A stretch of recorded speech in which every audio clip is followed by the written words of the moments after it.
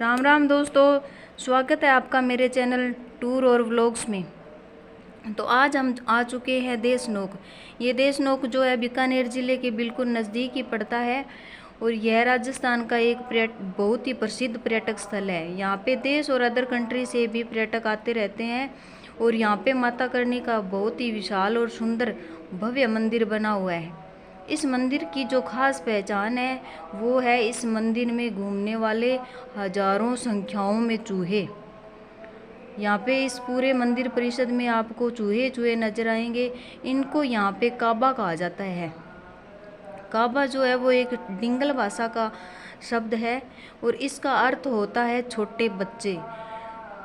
तो इन जो चूहे हैं इनको यहाँ पे काबा बोला जाता है क्योंकि ये जो है ये माता करणी के बच्चे, ये माता करणी के बालक है।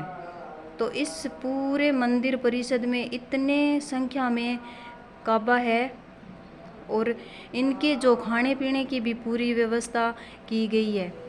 तो ये देखो यहाँ पे हर जगह आपको काबा नज़र आएंगे। इनके पीने के लिए ये रखा गया है, खाने के लिए इनकी अलग से ये देखो ट्रे लगाई गई है। जो भी यहाँ पे श्रद्धालु आते हैं वो साथ में इनके लिए खाने के लिए लेके आते हैं प्रसाद, तो वो इसमें डाल देते हैं। और जो मंदिर परिषद की तरफ से भी इनकी पूरी व्यवस्था होती है खाने पीने के लिए, इनके दूध की और जो होता है हलवा बचता है, जो प्रसाद बचता है उसको भूनकर और फिर इनको डाला जाता है। तो इनके खाने पीने की पूरी व्यवस्था होती है इन काबाओं की। और ये जो काबा है ये माता जी के वंशज ही है और ये जब मरते हैं तो इनका जो अंतिम संस्कार है वो भी एक मनुष्य की तरह होता है। इनके लिए पीछे जगह बनी हुई है और इनके जो वंशज है उनका कहना है कि जो करणी माता के वंशज है वो मरते हैं तो इन काबाओं के रूप में जन्म लेते हैं और जब ये काबा मरते हैं तो करणी माता के वंश में जन्म लेते हैं। तो माता करणी का जो इतिहास है वो 600-700 वर्ष पुराना है। तो माता जी का जो जन्म का नाम था वो ऋतु था और माता का जन्म है वो जोधपुर ज़िले में फलोदी के पास एक छोटा सा गांव है सुआप, वहाँ पे हुआ था। तो इनके माता पिता की ये छठी संतान थी।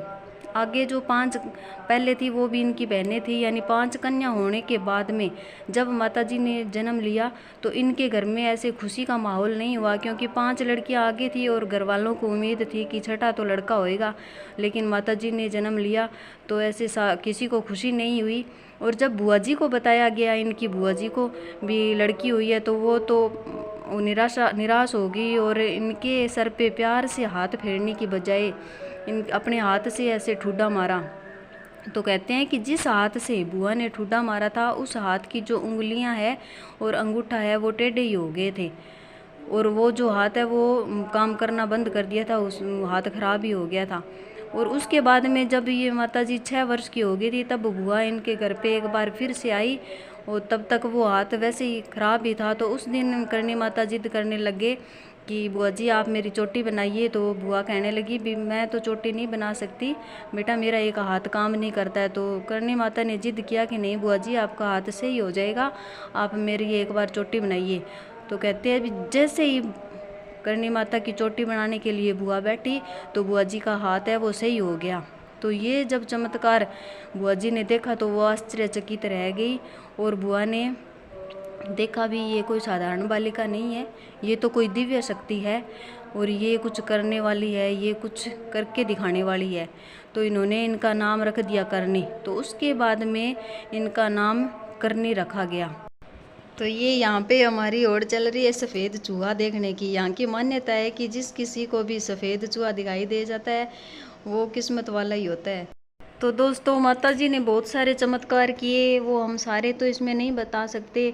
उन्होंने जो राव रीडमल है उनको राजा बनाया था, बीका जी है उनकी शादी करवाई थी और जो बीकानेर का जो ये जूनागढ़ है वो भी इनके आशीर्वाद से ही उनकी नींव रखी गई। और मेहरानगढ़ जो दुर्ग बना हुआ है उसकी भी नींव है वो कहते हैं कि माता जी के आशीर्वाद से रखी गई। और इनके जो खुद के पिता थे वो भी एक बार मवेशियाँ चराने गए हुए थे तो वहाँ पे उनको सांप ने डस लिया और उनकी मृत्यु हो गई। तो इधर उधर गांव वाले उनको घर पे लेके आए उनके मृत शरीर को। तो कहते हैं कि जब उनको घर पे ला के सुला दिया तो माता जी ने जैसे ही उनके जहाँ पे सांप ने डसा था वहाँ पे हाथ रखा तो वो जीवित हो गए। तो ऐसे ही अनेकों चमत्कार किए माता करणी ने। तो इन सब चमत्कारों का विवरण है वो मंदिर के सामने म्यूजियम बना हुआ है, उसमें फ़ोटो के साथ पूरा विवरण दिया हुआ है माता जी का। तो आप आइए और एक बार यहाँ ज़रूर विजिट कीजिए और माता का आशीर्वाद लीजिए। ये बहुत ही सुंदर और भव्य मंदिर बना हुआ है दोस्तों। तो आपको ये वीडियो कैसा लगा कमेंट करके ज़रूर बताना प्लीज़। और जो मेरे चैनल पे नए हैं वो इस चैनल को सब्सक्राइब कर लेना और इस वीडियो को ज़्यादा से ज़्यादा लाइक करना और शेयर करना। ओके दोस्तों, जय माता की।